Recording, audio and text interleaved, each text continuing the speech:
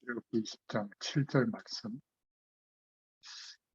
네, 출애굽기 20장 7절 말씀을 한 목소리로 봉독하겠습니다. 너는 너의 하나님 여호와의 이름을 망령되이 일컫지 말라. 나 여호와는 그의 이름을 망령되이 일컫는 자를 죄물다 하지 아니하리라. 아멘. 오늘 소요리 문답 제55문답, 56문답인데요. 지금 53문답부터 56문답까지 10계명의 3계명을 두고 우리가 문답한 내용을 보면서 기도 제목을 붙잡고 있습니다. 오늘 3계명에 금하는 것이 무엇인가? 답으로는 하나님이 무엇이든지 하나님이 자기를 나타내신 것을 회방하거나 악용하는 것을 금한다, 이렇게 얘기했고, 또 3계명을 통해서 지키라고 하는 것이 무엇인가? 그 이유가 뭐냐면 이 계명을 범하는 자가 비록 사람에게는 형벌을 피할지라도 주 우리 하나님은 저희로 하여금 그 의로우신 심판을 피하지 못하게 하시는 것이다, 이렇게 답을 하고 있습니다. 한마디로 말하면 여호와의 이름을 망령되이 일컫지 말라. 근데 여기서는 모욕하지 마라 라는 의미로 이해를 했고, 그러면 벌을 받게 될 것이다. 오늘 그 내용이에요. 먼저 우리가 이제 이 소요리 문답이 제정된 상황을 본론으로 좀 살펴보면, 그냥 가볍게 이렇게 이 문답서가 제정된 게 아니죠. 16세기 종교개혁 이후에 한 100년쯤 지났을 때 개신교회가 시작이 되어졌는데 굉장히 타락이 일어나고 또 도덕적인 문제가 생겨서 그런 어떤 것들을 회복시키기 위해서 이제 보완을 하기 위해서 신앙고백서를 만들었는데 17세기에 만들어져서 조금 이렇게 전달했는데 신앙교육을 했는데 또 개선이 안 됐기 때문에 18세기에 들어서 100년 만에 또 보완이 되어졌어요. 그래서 그 대표적인 역할을 했던 사람이 장 엘스라고 하는 신학자가 17세기에 이렇게 역할을 했는데 18세기에 들어와서는 팔머라고 하는 신학자가 이제 보완을 해서 신앙 고백서로 우리에게까지 전달되어졌죠. 여기에서의 장점은 한두 명이 만든 게 아니라 영국 교회 전체 목회자들과 신학자들의 대표들이 모이고 또 국회의원들이 모여서 종교회의를 거쳐서 확정한 겁니다. 그러니까 굉장히 성경적으로 의미 있는 거죠. 그리고 영국 국회에서 통과시켰다는 말은 국가적으로 신앙교육에 대해서 중요하게 생각하게 된 거예요. 그런데 두 번째로 생각해 볼 것은 부족한 점이 있는 거예요. 이거는 하나님의 말씀은 아니기 때문에 이들이 복음의 뿌리가 내려지고 복음의 가장 중요한 기준, 예수님의 하신 그리스도를 믿는 믿음으로 영적인 문제를 치유하고 하나님과 함께하는 그 영원한 축복에 대해서 기대하도록 한 게 아니라 자기들의 현 상황, 도덕적 타락과 사회적 어려움을 해결하기 위한 그냥 신앙교육 정도로, 그러니까 여러 가지 부분에 복음의 내용보다 더 훌륭하게 보이는 어떤 삶에 대한 부분, 어떤 지켜야 될, 말씀대로 살아야 될 부분, 이런 것들을 더 강조하는 게 뭐가 나쁘냐 싶잖아요. 당장은 표시가 안 나요. 그런데 이 신앙교육을, 이 신앙 고백서로 유럽 교회가 이제 다 했는데 한 100년, 200년이 지나서 영국, 프랑스, 유럽 교회들이 다 무너지게 된 거예요. 그 이유를 우리가 정말 기도 제목으로 붙잡아야 됩니다. 왜냐하면 지금 내용을 좀 보자면 큰 2번의 두 번째로 종교개혁 이후에 또 이 신앙고백서가 만들어졌잖아요. 근데 종교개혁은 어떤 부분에 대한 개혁이었냐면 16세기에 일어난 종교개혁인데 쉽게 말하면 그 당시에 신학에 대한 개혁이었어요. 첫 번째로. 전부 공로 사상에 강조점이 있었거든요. 그러니까 하나님 앞에 뭔가를 열심히 최선을 다하는 만큼 복이 온다. 우리의 노력이 중요하다. 예배 잘 드리고 어떤 교회의 규칙을 따르고 그 교회의 법을 잘 따르고 이런 것들. 그러다 보니까 율법이나 행위로 뭔가 하나님의 복을 받는다고 하는 신학적 배경이 깔려 있었거든요. 그런데 신학 개혁을 했다는 말은 구원으로, 즉 이 구원은 복음으로 말미암아 은혜로 받는 것이다. 믿음으로 받는 것이다. 이런 중요한 신학 개혁을 하게 된 거예요. 그러다 보니까 어떤 부분에 이제 약점이 있냐면 중세교회, 천주교회에서 강조하던 하나님의 말씀대로 살고 바르게 살고 또 뭐 우리가 함께 힘을 합쳐서 뭔가 하나님을 위하여 헌신하고 이런 좋은 것들도 있잖아요. 극단적으로 공로 사상에 대한 반대점을 얘기하다 보니까 은혜를 강조하다 보니까 복음을 강조하다 보니까 좋은 것도 막 아주 극단적으로 막 아니라고 하는 이런 어떤 모습도 단점도 있었던 거예요. 그리고 어떤 개혁이었냐면 어, 영근 장로님 들어오셨네.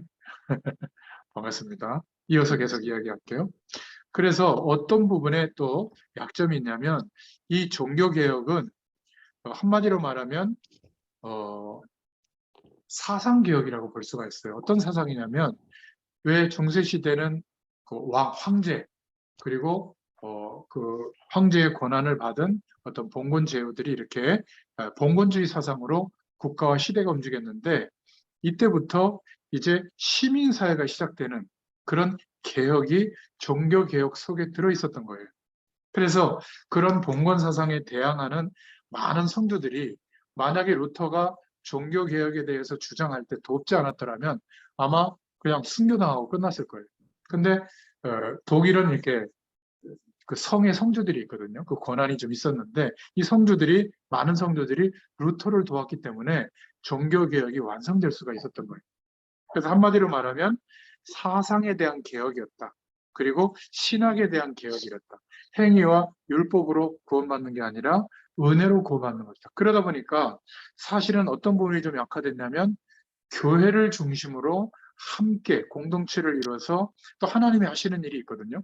그러니까 반대의 얘기를 자꾸 하면서 개혁을 하다 보니까 그것조차도 이제 막 이렇게 무시하게 되는 그러니까 신앙이 뭔가 개인화되는 그것은 좋지만 또 그걸 너무 강조하게 되는 약점도 있었다. 이 정도 이해하면 되고요. 또 하나 세 번째는 제도 개혁이 일어난 거예요. 종교 개혁은 16세기 때 어떤 개혁이 일어났냐면 중세교회는 1000년 이상 천주교가 이제 장악하고 있었는데 완전히 사제 중심으로 되어 있었던 거예요. 그래서 하나님의 말씀도 사실은 그러니까 사제들만 볼 수 있었죠. 라틴어로 되어 있어가지고 일반 성도들은 몰랐어요. 볼 수가 없었어요. 그리고 그 나라 말로 번역하는 것도 금지했거든요. 그러니까 종교개혁이 일어나면서 각 나라 말로 번역도 하게 됐고 또 교회에서 찬양하는 것도 그냥 단선율로 뭐 화성학을 집어넣어서 여러 가지 꾸밈을 넣는 것도 금지했어요. 악기 사용하는 것도 금지하고. 근데 이 종교개혁 이후에 이제 화음도 넣고 여러 가지 다양한 기법으로 또 악기도 동원해서 하나님을 찬양하는 것도 시작이 됐거든요. 그러니까 평신도들이 중심이 돼야 된다. 이런 이제 개혁 운동이 종교개혁에 일어난 겁니다. 그런데 그게 약점이 되기도 한 거예요. 그런 것들은 좀 이해하면 됩니다. 근데 한 가지 회복이 안 된 거는 교권에 대한 거예요. 중세 교회에 있었던 교권. 하나님이 교회에 특별한 권위를 줬고 그 교회를 치리하는 사제들에게 특별한 권한을 줬다. 권세를 줬다. 거기에 대항하면 하나님의 진노가 임한다. 이런 교권적인 사상이 있었거든요. 그러니까 다른 것들은 많이 개혁이 됐는데 말이 종교개혁이지 교회 자체는 개혁이 안 되고 개신교회로 계속된 거예요. 그래서 개신교회 중에서도 큰 교회일수록 부흥된 교회일수록 오히려 성공회 같은 교단은 원래 카톨릭에서 좀 비슷한 그런 모습이 있었는데 굉장히 개혁이 돼서 뭐 그런 교권이 많이 사라졌거든요. 근데 개신교회들 중에 큰 교회들이 있는 교단들 보면 아직도 목회자의 권위 여기에 막 도전하면 막 문제가 온다고 하거나 또 교회는 아주 특별하다고 하는 의식을 자꾸 갖게 되는 오히려 개혁의 내용을 더 극대화해서 복음보다 더 강조하는 그런 것들이 이제 전혀 개혁이 안 된 모습도 있죠. 이런 것도 우리가 약점으로 남아있다 생각하시면 되겠습니다. 우리가 이 소요리 문답을 보면서 특히 이제 십계명을 통해서 우리가 기도 제목을 붙잡을 때 하나님이 그러면 우리에게 왜 이 소요리 문답을 통해서 하나님의 말씀을 듣게 하는가? 우리에게 원하시는 하나님의 음성이 뭔가?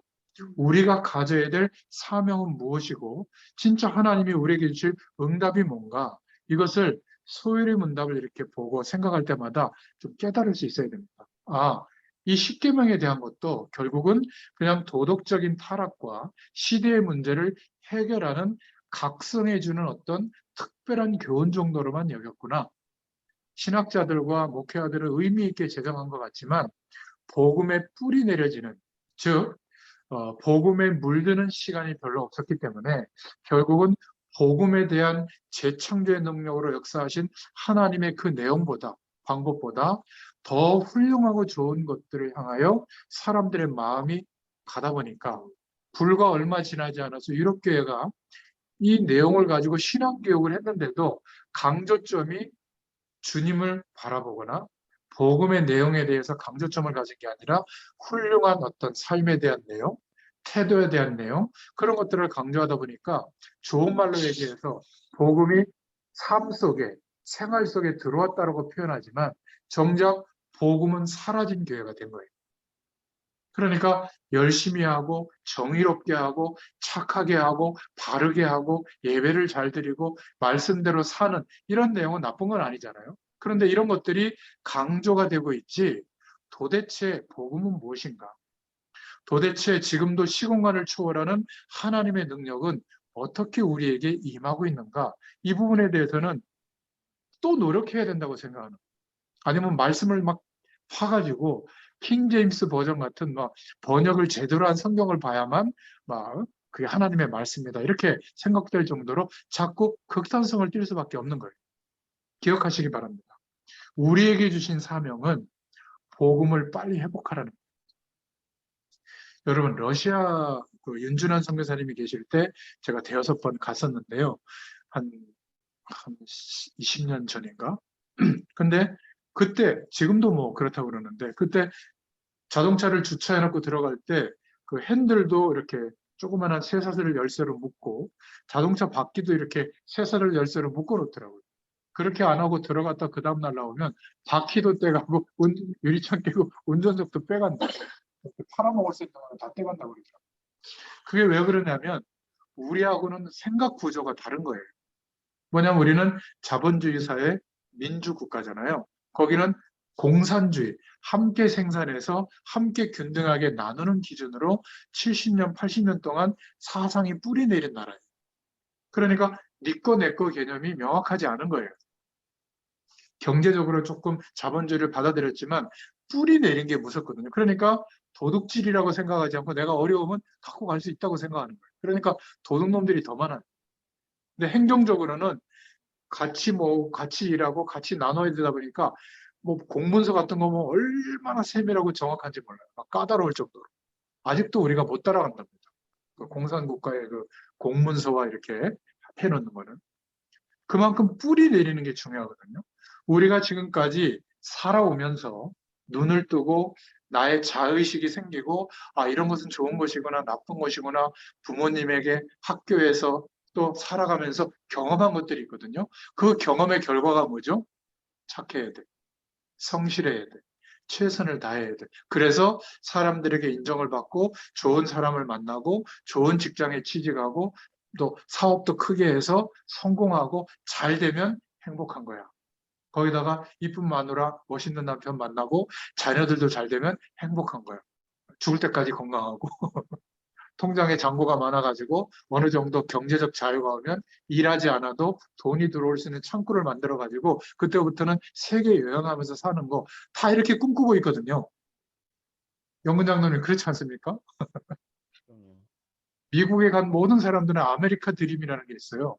2층 집, 3층 집 이렇게 짓고 그 가라지라고 그러나 차고 문안 딱 이렇게 삥 누르면 열려가지고 차 두대 세대 딱 넣고 그 다음에 연금 은퇴해가지고 연금 받아가지고 그냥 미국 여행하고 다니는 제가 미국 한 8주 정도 차로 돌을 때 주로 여행하는 분들은 할아버지 할머니들이에요. 나머지 분들은 그냥 맞벌이하고 막 정신없이 살고 있더라고요. 그러니까 그런 정도가 되면 이제 죽을 때가 다 된 거예요. 그 아메리카 드림을 이뤘다고 하는데 이민자들이 꿈이 그거 아니겠어요? 그러니까 그게 나쁘다 좋다를 떠나서 그런 삶의 방식과 하나님이 없어도 그런 조건이 이루어지면 살만한 인생이 되는 거야 라는 가치관으로 뿌리 내려지는 거예요. 누가 가르쳐주지는 않았는데 살아보니까 그거에 돈이 있어야 돼. 건강해야 돼. 또도 고쳐서라도 예뻐야 돼. 어쨌든 명품들을 좀 가지고 있어야 으쓱해지고 사람들이 좀 이렇게 아래로 안 보고 뭐 그런 거 아니겠습니까? 그게 나쁜 게 아니에요. 좋은 건데 거기에 계속 뿌리 내려져 가면 하나님의 말씀을 들을 때도 어떻게 듣냐면 나의 하루가 그런 복이 오게 되도록 말씀이 도와주라고 하는 거예요. 네, 잠깐 전화가 와서. 하나님이 능력으로 나의 하루의 삶이 그렇게 되도록 도와달라는 거예요. 그러니까 관심이 뭐죠? 나의 하루의 삶에 있어요. 근데 진짜 관심은 제가 그래서 하도 이게 설명해도 도대체 안 바뀌더라고요. 그래서 너무 쉽게 설명한 게 지금 현찰로 10억 하니까 좀 작은가 봐요. 100억을 지금 내가 가방에 갖고 있다. 그러면 하루 종일 내가 직장 생활하나 살아갈 때 그거 손에서 안 떠나고 마음과 생각이 계속 거기에 갈 거예요. 왜냐하면 100억이라는 현찰이 실제로 있으면요. 그만한 가치가 내게 있기 때문에 의식하게 되어 있어요. 그런데 왜 우리는 구원받은 우리는 성삼위 하나님께서 특히 이제는 거룩한 영 성령으로 함께하고 계시는데도 왜 그 어마어마한 축복의 대상과 내용이 기대가 되거나 의식이 되거나 바라봐지지 않을까요? 나빠서가 아니라 그만큼 살아오면서 다른 것이 더 중요하다고 뿌리가 내려져 있는 거예요. 그러니까 내가 문제가 오거나 위기가 오거나 어려움이 오거나 중요한 일에 딱 놓이면 그게 큰 거예요. 하나님이 함께 하시는 게 더 큰 거거든요. 하나님이 함께 하시다면 어떤 것도 문제가 될 이유가 없는 거예요. 고통이 80년 동안 계속돼도 모세처럼. 왜 그렇게 하시죠? 영원한 하나님의 축복을 24시간 누릴 수 있는 사람으로 바꾸시려고 허락하시는 문제들이거든요. 우리는 불신자가 아니라 하나님이 함께 계시는 것을 알고 있는 사람인데 언제 그 기회가 오냐면 우리의 힘으로 감당할 수 없는 위기가 올 때, 어떤 특별한 내가 실수로 그런 절망적인 문제가 올 때 정말 믿음이 있는 사람은 그때 또 그것을 해결하려고 노력이 안 되잖아요. 그러니까 하나님을 바라봐요. 하나님을 처음에는 그 문제 때문에 바라봤는데 결국은 전심으로 바라보게 되거든요. 그때는 평소하고 다르게. 그러면 영원한 하나님의 축복의 배경이 그때 경험이 돼요. 이거를 은혜라고도 하고 하나님의 능력이라고도 하고 하나님의 생명력, 하늘보좌의 축복 이렇게 단어들, 추상적인 단어를 쓰지만 실제로 경험하게 되면 어떻게 바뀌는 줄 알아요? 죽을 것 같은 문제인데 괜찮아요. 죽으면 더 좋지. 영원한 천국 배경이 보장돼 있다는 것도 믿어져요. 살아계신 하나님이 지정의를 가진 하나님이 영으로 성령으로 나와 함께 하시면서 언약 백성된 나를 하나님의 방향대로 인도하고 있는 것이 어디에 보여지죠? 나의 하루 속. 그래서 믿는 우리에게는 문제와 어려움과 갈등과 위기가 진짜 기회인 거예요. 근데 거꾸로 알고 있는 거죠. 내가 그렇게 하나님께 매달리고 기도했는데 왜 이런 상황이 됐냐라고 하소연하는데 그것은 목적이 뭐냐면 말씀과 영적인 체험을 통하여 하나님이 우리에게 그리스도로 말미암아 회복시켜 주신 그 영원한 축복을 발견하기 위해서 하루를 산 게 아니라 나를 위해서 산 거예요. 그것도 세상의 가치관으로 기대하던 삶 때문에 그것 때문에 산 거예요. 하나님은 이거를 바꿔주시려고 하는 거예요. 그런데 이거를 획기적으로 바꾸면 우리 인생에는 문제가 와요. 못 따라갑니다. 세상하고 담 쌓고 막 돌을 닦아야 돼요. 그거는 성경적이지 않아요. 그래서 복음의 뿌리가 내려지도록 복음을 계속 강조하는 말씀 운동, 전도 운동 속에 우리를 부르신 거예요. 당장은 이게 아무런 결과도 나타나지 않죠. 제가 영근 집사 처음에 만나서 말씀 전해줄 때, 함께 복음을 나눌 때, 그때보다 더 강력하게 저는 복음을 계속 강조하고 있거든요. 벌써 얼마나 됐어요? 한 20년 됐나요? 20년 넘었죠? 그러면 우리 영근 집사도 다행히 복음을 강조하는 교회, 강단에서 계속 신앙생활하고 있단 말이에요. 근데 육신적으로 막 획기적으로 막 세계 어마어마한 사람이 그러진 않았어요.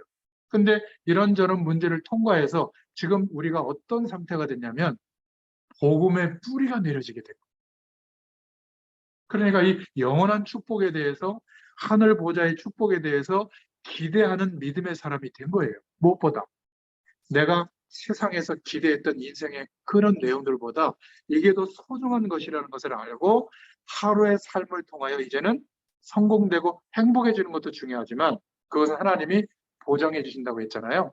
그러니까 하루의 삶을 소중하게 생각하는 이유는 하나님이 함께하는 은혜가 발견됩니다. 어떤 상황 속에서도 하나님은 함께 하시거든요. 이것이 발견되어지면 삶이 안정이 돼요. 그리고 목표가 바뀌죠. 그래, 하나님이 함께 하는구나. 하나님이 이렇게 세밀하게 나를 간섭하시고 인도해 주시는구나. 막 이렇게 내가 조금 구했는데도 막 옳다구나 하고 그냥 막 응답하시고, 요즘 그러지 않아요? 네, 그렇잖아요. 세밀하게 하나님 인도하시잖아요. 이게 내게 유익한 쪽으로도 응답하시지만 이제 뭐가 보이냐면 내가 너무나 하나님을 바라보는 중심보다 내게 뿌리 내려진 것이 이렇게 많기 때문에 이런 것을 바꿔주시려고 하나님이 막으실 때가 있어요.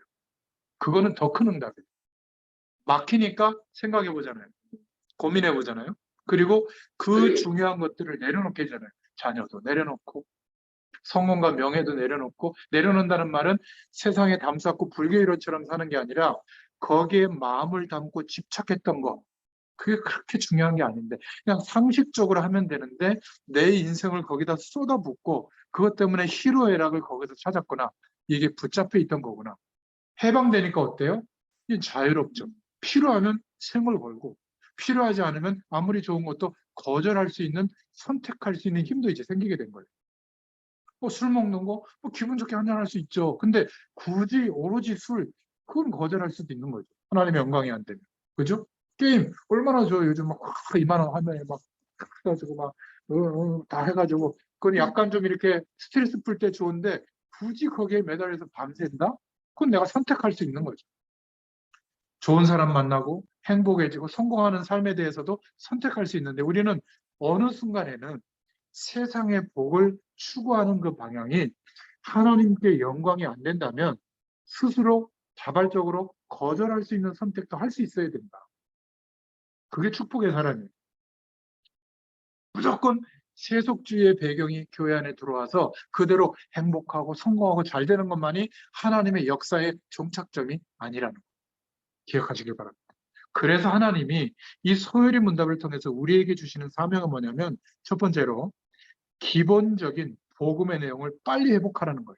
순수하고 완전하고 풍성한 복음을 빨리 회복해라. 이게 어떤 내용이냐면 이 세상의 어떤 것으로도 우리에게 안식이 오는 내용이 없는데 사단은 가치관을 바꿔놓은 거예요. 선악과를 먹으면 눈이 밝아진다. 선과 악을 알게 된다. 좋은 거 안 좋은 거 우리 알면 알수록 어때요? 스트레스만 더 받죠. 몸에 좋은 거 안 좋은 거 몰랐을 때는 그냥 막 기도하고 막 먹는데, 야, 이게 이런 안 좋은 문제가 생긴다 그러면 그거 다 발라내야 돼. 요리할 때도 막 얼마나 스트레스 받겠어요. 물도 못 먹고 이런 빚도 무슨 뭐 삼파장빈 이런 걸로 다 바꿔야 되고, 안 그래요? 이런 벽지 이런 거 장판 아무거나 못 갈아요. 뭐 무슨 뭐 아토피가 좋네 안 좋네 막 거기에서 무슨 에너지가 나오네 안 나오네. 우리는 그냥 상식적으로 하면 됩니다. 혹시 놓쳤더라면 그냥 기도하고 살면 돼요. 근데 거기에 사로잡힌다고 해서 그러면 건강해지냐? 행복해지냐? 아닌데, 선과 악의 기준을 알면 안 좋은 현실을 깨닫게 되면 더 좋아지는 현실의 방법과 내용을 알게 되거든요. 거기에 도달하면 다른 사람은 또 더 좋아져 있어요. 거기 또 도달해야 돼요. 평생 해결이 안 돼요. 하늘에 닿아보자. 이게 바벨탑 사상이에요. 그게 우리에게 맞는 인생관이 아니에요. 우리에게 맞는 인생관은 뭐죠? 그리스도께서 그의 의로우심으로 해결해 주신 세상의 권세, 사망 권세, 저주의 권세, 흑암 권세에서 해방되게 하셔서 즉시 영원한 생명을 회복시켜 주시고 영원한 하나님과 함께 할 수 있는 축복을 주신 이 사실에 대해서 이제는 믿음으로 구하고 누리는 거예요. 너희가 지금까지는 내 이름으로 구하지 아니하였으나, 너무 많이 구했는데요. 그것은 하루의 삶을 위한 기도 제목이었어요. 그거 내가 알고 있으니까 안 구해도 된다. 공중의 새도 들풀도 입히는데 하물며 그리스도로 값주고 산 너일까 보냐. 그래서 뭘 하라고요? 그의 나라와 의를 위하여 그러라. 그 말은 하나님의 일을 내가 열심히 하게 해주세요. 그게 아니라 그리스도 때문에 회복되어진 이 영원한 축복. 이 사실에 대해서 적극적으로 기대하고 구하라. 그러면 내가 신앙행위를 얼마 했느냐에 상관없이 믿음으로 가장 중요한 축복의 내용으로 믿고 구하면 즉시 허락해. 날마다. 안 좋을수록 더 허락해 주세요. 이게 신앙생활. 신앙생활은 제한이 없어요. 오늘 이 말씀이 저와 여러분에게 부딪혀서 그렇구나. 그러면 시간 나는 대로 틈틈이 주님 바라보시면 돼요. 방법과 내용은 여러분들 입장에 맞게 하나님이 은혜 주신 만큼 하면 나머지 하나님이 함께하는 축복의 질량은 똑같이 함께하는 은혜로 임하세요. 자, 이 축복이 정말 임하면 내 건강은 어떻게 될까요? 상관없어요. 아, 내가 몸이 약해졌구나. 운동해야지. 이런 생각을 줄 거예요. 그럼 운동하고. 그죠? 아, 내가 먹는 거에 대해서 너무 조절을 못했구나. 그러면 조절할 생각을 하나님 주시면 조절하고. 또 그런 여건도 안 되고 너무 바쁘다 그러면 제가 바쁩니다.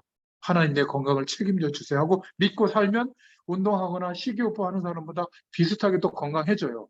대표적인 인물. 정상은 아닌데 저는 뭐 시간이 안 나는 거 어떡하겠어요. 여력도 안 되고 약간 게을르기도 하고. 그래서 하나님께서 해달라고 좀 강구하고 있는데 그렇다고 제가 엉망으로 사는 건 아니에요. 하루와 일주일의 삶이 똑같아요. 정해진 시간에 가고 정해진 시간에 일어나고 말씀 준비하고 기도하고 정해진 시간에 가서 은혜 끼치고 또 정해진 시간에 와서 자고 어느 날 이렇게 스케줄이 빈다 그러면 또 더 자고 더 쉬고 그거밖에 없어요. 그러니까 뭐 제가 이걸 30년 동안 이렇게 살아왔거든요. 비교적 열심히 자기를 챙기는 사람과 비슷하게 괜찮은 것 같아요. 이빨 빠진 거 말고. 그러니까 저는 당당하게 얘기할 수 있는 겁니다. 사실이니까.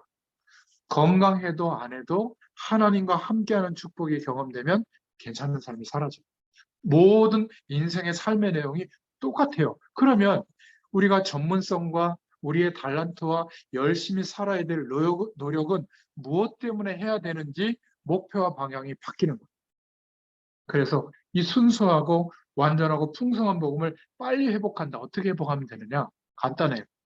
너무 어렵게 하면 지속이 안 되거든요. 예배 드린 내용을 묵상하면서 하나님 오늘 이 말씀을 통해서 나에게 어떤 복음의 가치를 깨닫게 해주시려고 이 말씀을 주셨죠? 질문하고 기다리는 거예요. 말씀을 두고. 그러면 구원받는 자에게는 성령께서 감동해 주시는 역사가 일어나거든요. 그때 내 심령 안에 깨닫게 해주시는 은혜가 있어요. 그 은혜를 지나가지 말고 기록하시라 그 말이에요. 생각하면서.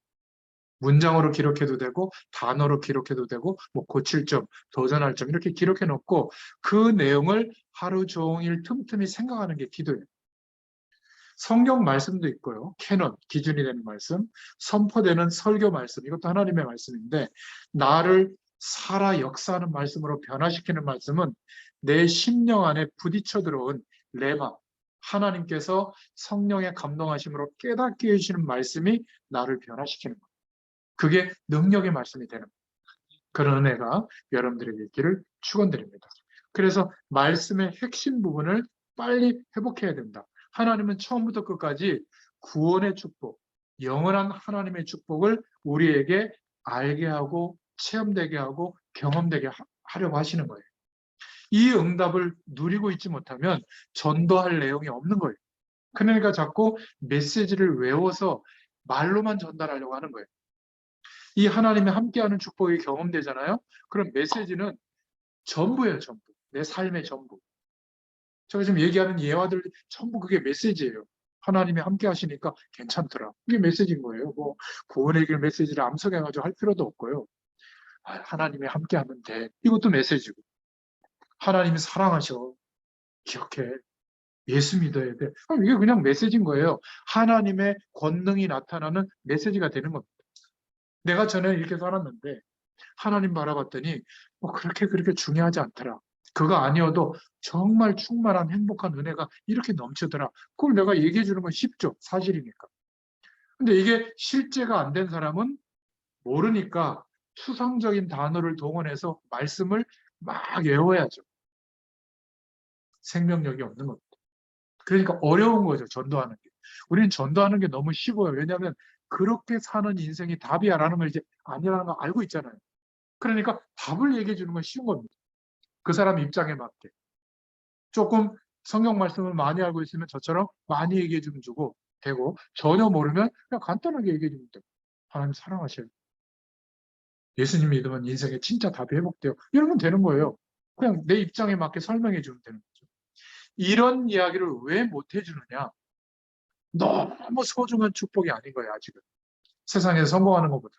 잘 되는 것보다. 잘 되고 성공해야만 예수님 얘기가 전달된다고 생각하거든요. 아니에요.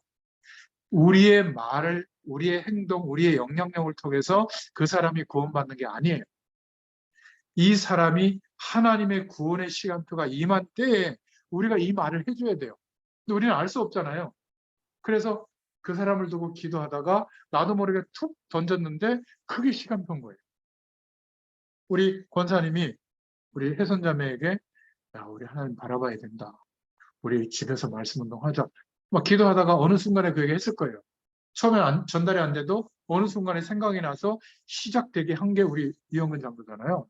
한국에 와가지고. 그래, 이영근 장로님 기도하는 사람이니까 이게 너무 중요하구나. 우리 아버지와 어머니와 우리 동생이 함께 이 말씀 운동 속에 들어가서 이 영원한 축복을 회복하는 게 중요하구나. 근데 그때 공감이 되는 시간표가 된 거예요. 왜? 누군가 우리를 위해서 중보기도 하고 있으니까.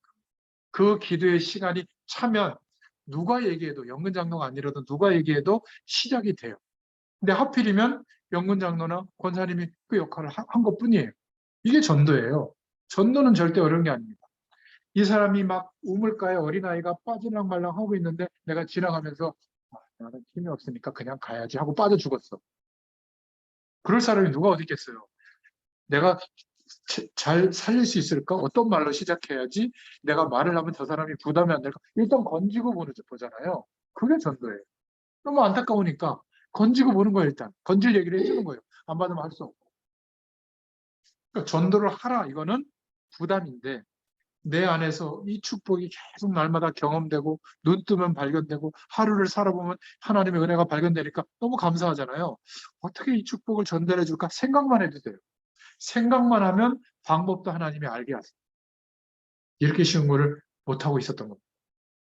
그러니까 하나님이 얼마나 답답하셨겠어요. 어떻게 하면 이 축복을 전달할 사람으로 내가 불렀는데 그것도 한두 사람이 아니라 세계 모든 민족에게 영향을 줄 만한 사람으로 불렀는데 본인이 안 믿는 거예요. 우리가 안 믿어. 저거는 목사님, 대단한 목사님, 대단한 어떤 성공한 사람들만 세계에 영향을 주지. 나는 지금 내 삶도 하나 해결 못하고 있는데 아니에요. 우리에게 임한 그리스도의 의는 그 복음의 능력은 세계 모든 사람을 살리고도 남는 능력이 되는 줄로 믿습니다. 그 믿음이 와야 공부하게 돼. 근데 내가 그 준비가 너무 안 돼 있잖아요. 세상적인 준비. 그러면 세상적인 준비를 위해서도 공부하고 도전하고 노력하게 되는 거예요. 이게 정상인 거지. 아직 그 은혜와 믿음이 안 왔는데 세상적인 공부로 밀어붙이면 그래서 성공하면 그게 자기의 의가 돼요. 하나님은 절대 거기에 관심이 없어요. 의가 되니까 그렇게 안 사는 사람들을 아래로 보고 오히려 저 사람들은 열심히 노력 안 했으니까 굶어 죽어도 돼. 이렇게까지 생각하는 거예요. 괴물이 되는 거죠. 괴물. 그래서 성공자들이 복음이 정말 필요한 겁니다. 이 말씀의 핵심 부분을 빨리 회복해야 된다. 그리고 성경은 복 받는다, 세상에서 성공한다, 이것을 강조하는 게 아니라 왜 노력하는데도 시달리느냐. 왜 노력하더라도 노력하면서 사는데 최선을 다하는데 완전히 멸망하느냐. 영적 문제 때문에. 똑같은 문제인데 사단이 장악하면 시달리게 돼 있어요. 본인의 힘으로 못 빠져나옵니다. 아니, 집안을 깨끗하게 치우고 아주 이렇게 뭐라 그럴까? 아주 살림살이를 잘 살고 이게 뭐가 나쁜 거예요? 좋은 거잖아요? 숨 못 쉰다는 거예요. 거기 사는 사람들. 밥 풀 하나 흘려도 잔소리. 뭐 먹을 때 쩝쩝거려도 잔소리. 뭐 이렇게 물건 이렇게 각도 틀리게 놓으면 와서 딱 놓고 말이죠. 제가 그런 집에 가서 밥을 먹었는데 제가 못 모르고 물을 다 마신 거예요. 그러니까 얼른 가서 물을 따라주는 거예요. 감사합니다 하고 또 물을 마시는데 또 얼른 숟가락을 제가 약간 옆으로 놨었는데 옆에 오더니 약간 이렇게 바로 잡아주고 밥 먹을 때 아무 소리도 안 해요. 그냥 조용히. 저는 막 우적우적 먹잖아요. 눈치 보이더라고요. 집에 와서 소화제 사 먹었습니다. 그럼 밥 먹는 식사 시간만 그런 게 아니라 그게 굉장히 엘리트 집안이에요. 그러니까 대화도 조용조용해요. 야단칠 때도 그런데요. 거제 잘한 분이 이제 저거 말씀 나눴는데 예, 그러면 되겠니? 엄마가 실망했다. 그럼 막 온몸에 막 그냥 전율이 와서 긴장이 돼서 막 잠을 못 잔대요. 엄마가 나를 이렇게 보는구나. 그런 배경에서 자라니까 섬찟하더라고요. 제가 극단적으로 비유를 했지만 제대로 살아가는 것도 영적 문제와 화해되어지면 시달려요. 이게 문제인 겁니다. 돈이 많아도 영적 문제가 오고 없어도 영적 문제가 오고 여기에서 회복되기를 원하셔서 말씀을 주고 계시다. 이게 복음이에요. 두 번째, 우리에게 주신 사명은 초대교회를 빨리 회복하라는 거예요. 초대교회는 다른 게 아니라 왜 전도하려고 하는 시도도 하고 또 세상에 이렇게 세상적인 것들을 회복시키려고 이런 좋은 문답서를 가지고 교육도 하고 교회사 속에 많은 것들을 반복했는데 왜 지속되지 않고 중단됐는가 하면 복음을 지속적으로 강조한 게 아니라 복음보다 이 세상에 더 훌륭한 가치와 내용들을 자꾸 강조하기 시작한 거예요. 그래서 18세기, 19세기처럼 복음 운동을 하지 말고 복음만 지속적으로 강조하는 운동을 회복하자. 이게 지금 우리가 여기에서 말씀 운동하는 이유예요. 그래서 모든 좋은 교회사의 운동들은 그 시대에 약간의 깨우침을 주는 각성 운동으로 머물렀던 거예요. 19세기에 무디를 통하여 하나님이 미국 사회를 바꾸셨는데 그때 감동받은 무디 운동을 통해서 도전받은 20대 부부들이 소원 기도를 하고 한국의 선교사들로 많이 와서 순교를 했죠. 그 순교의 피 때문에 한국이 급속하게 복음화가 된 겁니다. 근데 문제는 이 무디 운동이 각성 운동으로 끝난 거예요. 너무 훌륭하고 좋은 다른 것들을 무디 이후에 더 강조하다 보니까 미국은 대통령이 즉위할 때 선서식을 할 때 성경에다 놓고 하나님 앞에서 즉위식을 하잖아요. 그런 국가인데 공립학교에서 성경 공부를 가리키는 성경을 가리키는 과목을 없앤 겁니다. 케네디 때. 그래서 암살당한지 몰라도 그때 이후로 미국 사회를 보면 급속하게 가정과 후대들의 사회에 문제가 온 겁니다. 마약이 대치가 된 거예요. 그러니까 세상의 방법이 전부인 것처럼 가장 극대화된 세상이란 말이에요. 미국이라는 사회가. 근데 그것으로 답이 안 되니까 각종 하나님 없어도 살만한 세상 배경에서 답이 안 되니까 살긴 살아야 되고 너무 힘드니까 다른 것으로 삶의 어려움을 이겨보려고 하는 뭐 마약, 이상한 막 문화활동, 그리고 비정상적인 어떤 막 이렇게 예를 들면 모자도 돌려 쓰고 옷도 거꾸로 입고 옷도 그냥 막 바지 단이 그냥 땅에 끌려도 신고 음악도 그냥 정상적으로 안 하고 멜로디는 없고 그냥 뭐 예를 들면 나 같은 죄인 살리신 주은혜 놀라와 이러면 은혜 받고 그냥 나 같은 이건 고루한 음악이고 힙합의 배경이 그렇게 시작이 됐거든요. 힙스럽다 뭐 이런 말을 하잖아요. 시대 트렌드에 앞장선다 뭐 이런 말을 하는데 제가 볼 때는 뭐 그렇게 썩 좋아 보이지는 않는데 그러니까 뭔가 비정상적인 일탈 행위를 하는 그런 문화들이 그때부터 시작된 겁니다. 이게 너무 안타까운 거죠. 지금 미국의 문제는 보이지 않는 이 문제는 유럽의 문제, 선진국의 문제, 한국도 그렇게 되고 있는데 나만을 위해서 모든 시간과 여력을 투자하는 겁니다. 내가 소중하니까. 이게 무서운 사상이에요. 우리는 아무리 나를 위해서 투자해도 안 된다는 것에서부터 복음을 붙잡고 시작하잖아요. 그래서 하늘 보좌의 축복을 누리는 그 힘과 배경에서 오늘을 소중하게 인도받는 건데 이 배경을 이제는 없애버리고 나로 대체하는 겁니다. 결혼도 자녀도 다 내려놓고 그냥 나만 소중한 거예요. 그런데 비교적 저주 속에 살고 있어요. 비교적 우울증, 정신 문제는 더 커지고 있어요. 왜 그럴까요? 인간이라서 그래요. 인간은 영적 존재이기 때문에 영원한 하나님의 생명력으로 사는 존재거든요. 그런데 영원한 하나님의 축복을 누릴 수 있는 자격이 회복이 안 된 거예요. 왜? 그 사람들에게 복음이 전부가 아니니까. 그냥 교회 가서 예배드려도 세례식하고 장례식하고 뭐 성찬식 참여하고 이 정도지. 크리스마스 분위기 타는 그 정도지. 오직 예수 그리스도의 복음이 아니거든요. 잘 되는, 하나님이 도와주고 사랑해주고 보살펴주는 정도거든요. 이거 회복하자. 그래서 초대교회를 빨리 회복하자는 것은 두 번째로, 초대교회는 어떤 성도들도 어떤 중직자도 자기의 삶의 현장에 모일 때마다 예배하는 예배 초소도 있었지만 흩어져서 자기의 삶 안에 하나님이 하시는 전도를 지속하는 고정된 시간, 고정된 장소, 고정된 품고 기도하는 사람들이 있었어요. 현장 살릴 전도 조직을 갖고 있었던 거예요. 근데 이게 개신교에 들어오면서 교회가 자꾸 부흥, 또 세속주의가 들어오면서 커지는 것에만 몰두하지 예배당으로만 자꾸 직결시키지 성도들의 개인의 삶에, 한 주일의 삶에 하나님이 하시는 전도의 축복을 누릴 수 있는 현장 살릴 전도 조직이 삶에 없는 거예요. 엘리트일수록 없어요. 성공한 사람일수록 바빠서 없어요. 이게 비극인 겁니다. 그래서 우리는 하나님이 하시는 이 전도운동, 복음이 계속 중요하다고 강조하는 말씀 운동을 지속할 시간을 고정하고 장소를 고정하고 내가 품고 있는 내 현장의 사람들도 고정해서 기도하자는 거예요. 말씀을 붙잡고. 그게 다락방입니다. 이름을 특별히 정한 거예요. 다른 의미는 없어요. 다른 사람들은 더 훌륭한 것을 많이 강조해도 우리는 부족하지만 복음이 전부라고 계속 강조하는 말씀 운동을 하자는 거예요. 그럴 때 거기에 하나님이 구원받을 자를 보내고 그 정도가 아니라 시대 살릴 바울과 같은 아직은 불신자지만 제자로 변화될 가능성 있는 사람도 거기에 보내는 거예요. 어디에?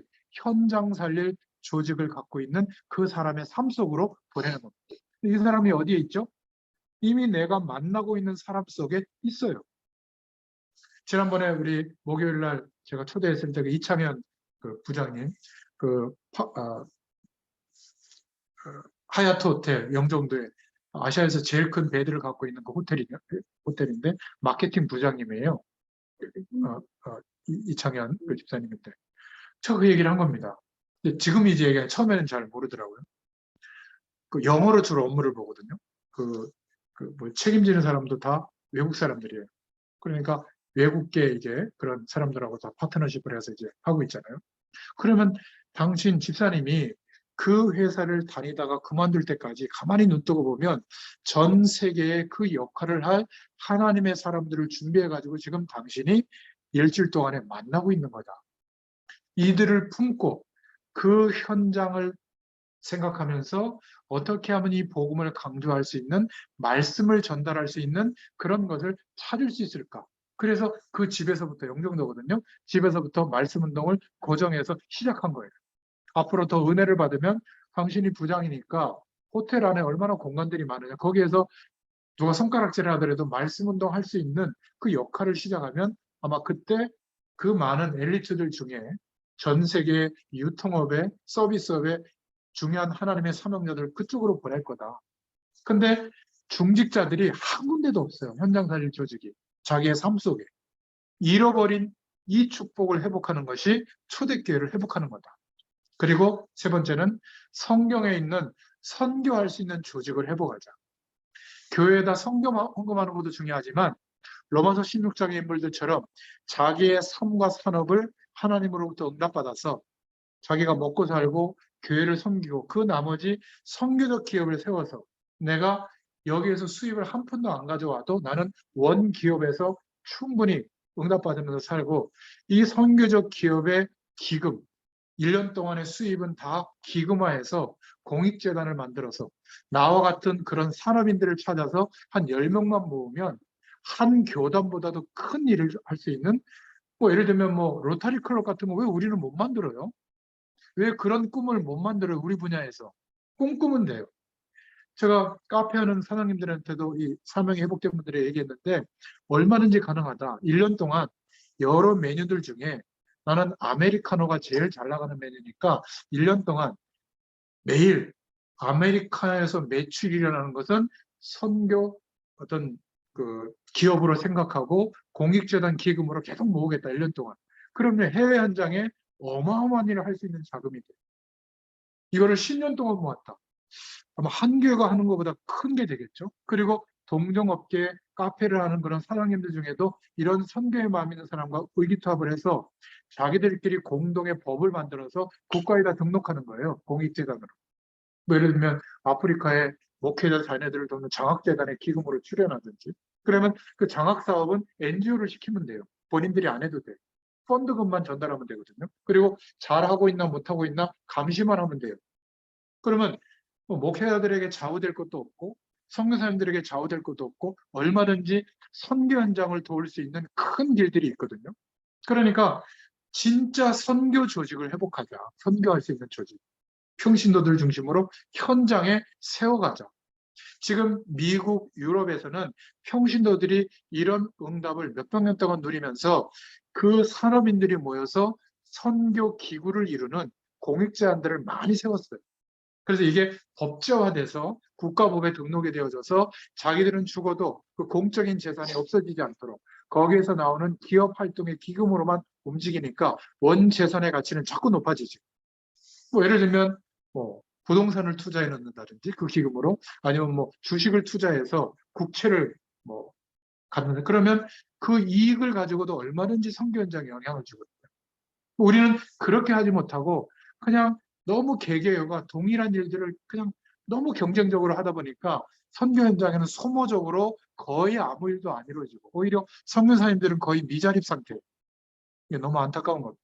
그래서 진짜 선교는 우상에게 사로잡힌, 무속에게 사로잡힌 지역과 그 나라를, 민족을 바꿔놓는 겁니다. 복음만이 유일한 답이 되도록 이 축복을 전달할 선교사를 도와야 돼요. 이 축복을 전달할 산업구조를 만들어야 돼요. 이게 진짜 선교입니다. 이게 초대교회를 회복하는 운동이거든요.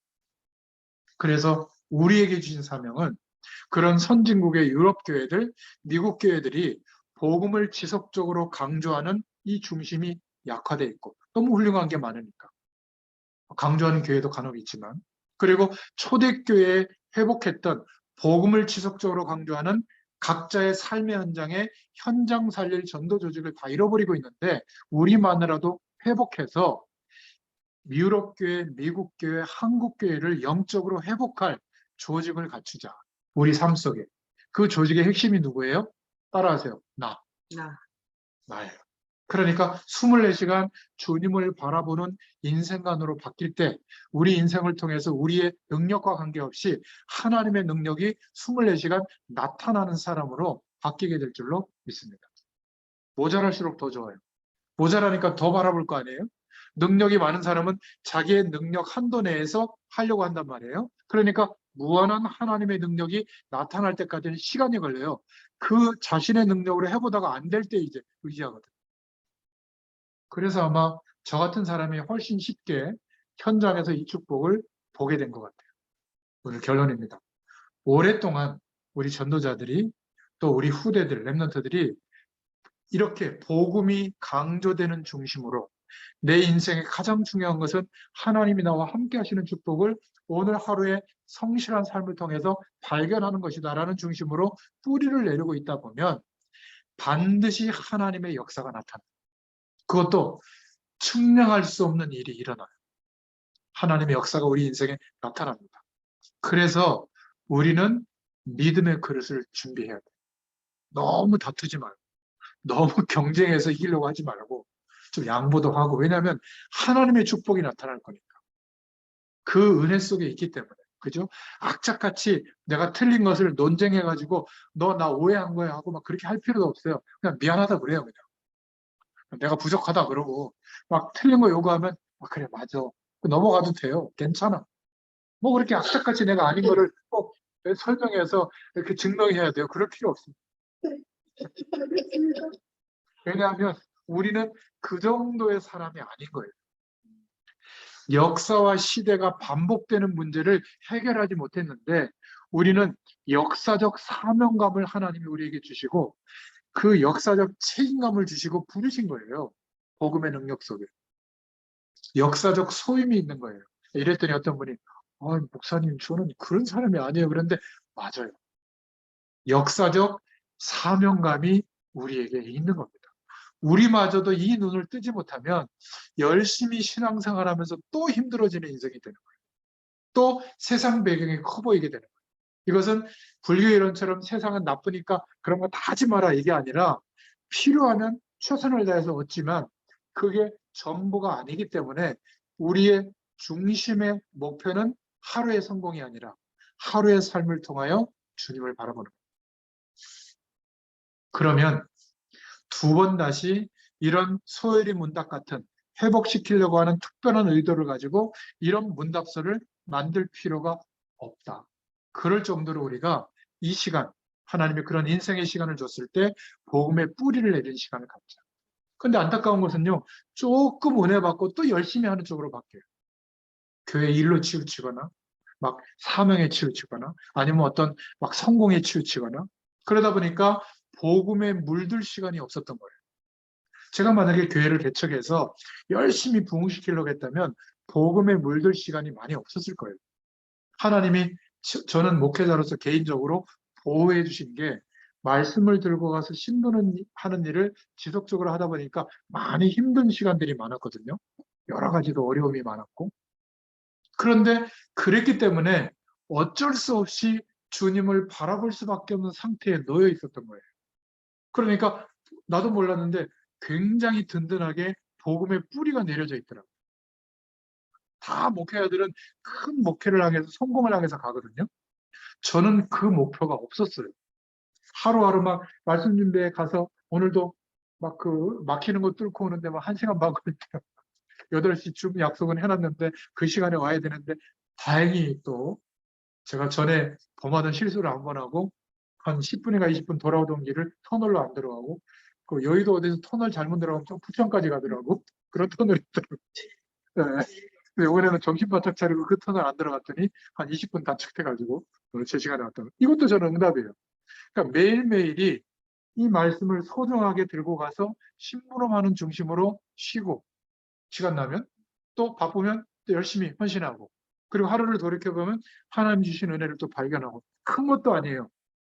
굉장한 변화도 없어. 근데 이렇게 오랜 시간이 지다 오다 보니까 내가 어떻게 이런 사람이 됐지? 싶을 정도로 믿음의 사람이 돼 있는 거예요. 그리고 웬만한 일에 제가 굉장히 상처 많이 받거든요. 근데 웬만한 일에 괜찮아진 사람이 된 거예요. 참 희한하죠. 그리고 자신 있게 하나님이 함께한다. 말씀을 자신 있게 증인으로 전달하게 된 거예요. 이게 얼마나 축복입니까?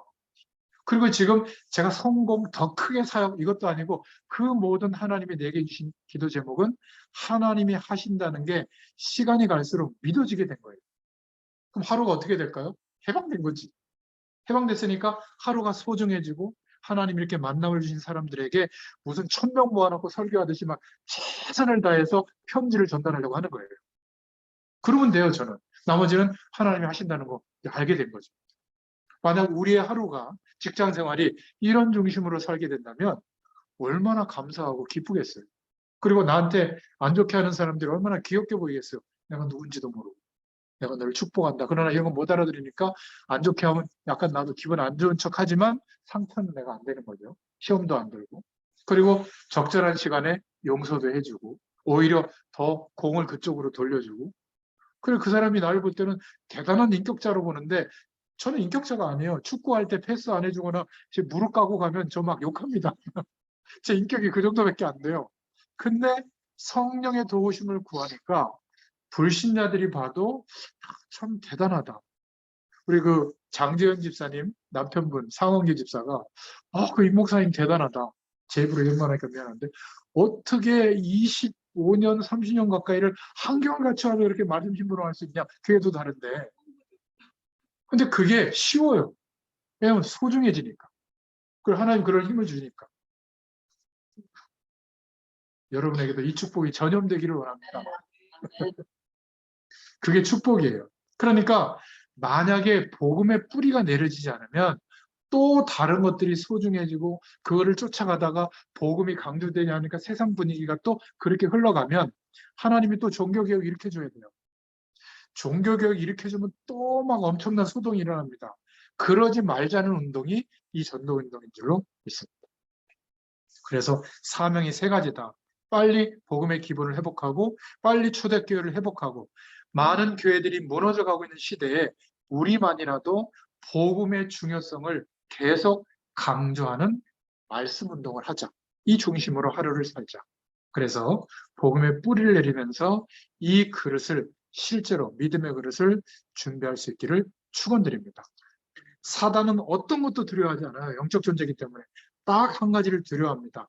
우리가 복음의 뿌리를 내리는 중심으로 살아가잖아요. 사단은 손 들어요. 포기합니다. 왜냐하면 더 이상 속지 않게 되거든요. 왜? 어떤 상황에서도 하나님이 함께 계신다는 것을 우리가 알고 기대하고 바라보고 있거든요. 근데 어떻게 사단에게 속는 일이 생길 수 있겠어요? 혹시 속았을지라도 또 잠자리에 들기 전에 돌이켜보면 성령의 음성을 또 듣잖아요. 또 눈 뜨고 일어나 보면 하나님이 응답을 주고 계시거든요.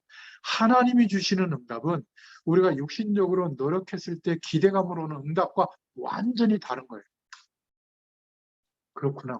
하나님이 살아계셔서 우리와 함께 하시는 은혜는 이 세상의 것으로 채울 수 없는 겁니다. 이런 은혜 속에 저희들이 있게 될 줄로 믿습니다. 그래서 저를 따라 하시겠습니다. 나는 세계 복음화할 하나님의 주역이다. 유역이다. 그래서 서로 귀하게 여기시기 바랍니다. 모자란 짓을 할 때도 이 중심으로 바라보셔야 돼요. 저 여러분은 그렇게 바라볼 수 있기를 축원드립니다. 기도하겠습니다. 하나님 참 감사합니다.